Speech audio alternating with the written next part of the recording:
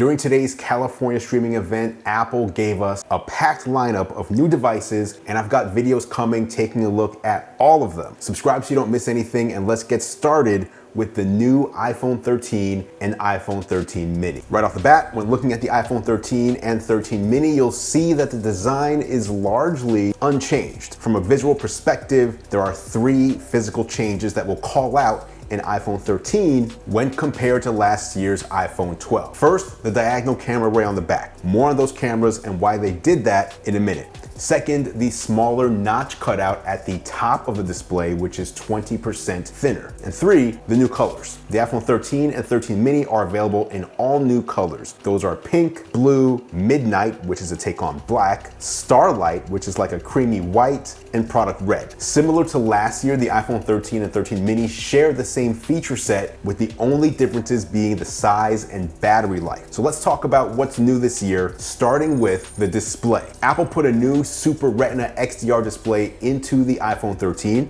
and this year it gets up to 28% brighter at up to 800 nits, making it easier to see outdoors in sunlight. It'll go even brighter when watching HDR content or viewing HDR photos, up to 1200 nits. Apple says this year's display on the iPhone 13 and 13 mini is also more power efficient, conserving more battery than it did before. And speaking of battery, let's talk about battery life. Obviously, battery life is important on any smartphone because these devices are what keep us connected. Last year's iPhone 12 mini left a lot to be desired on the battery life front as well, with that being the one main complaint we'd heard from users consistently over the past year. So Apple fixed that. The iPhone 13 mini will get 1.5 hours more battery life than the iPhone 12 mini did, bringing it in line with the battery life of the iPhone 11. The larger standard iPhone 13 also sees a big battery life improvement, gaining up to 2.5 hours more battery life compared to the standard iPhone 12. This is all thanks to bigger batteries, better performance from the A15 Bionic chip that's powering these phones, and additional software improvements and optimizations. There are also similar battery life gains on the iPhone 13 Pro side of things, and I'll have a video detailing all the changes there later today. Now, speaking of the A15 Bionic chip, it's faster and more power efficient than last year's A14 Bionic chip, which is to be expected. It's still a 5nm chip and still a 6-core CPU with 2 new high performance and 4 new high efficiency cores, but the cores are faster at computing. Apple says this makes the A15 up to 50% faster than the competition, and that graphics are up to 30% faster than its competitors. The biggest change in the iPhone 13 and 13 mini is probably the camera system. I think several people might have missed this, but Apple brought the camera technology from last year's iPhone 12 Pro Max over to the base iPhone 13 and 13 mini. The 13 gets a physically larger sensor for the wide camera that captures 47% more light than last year,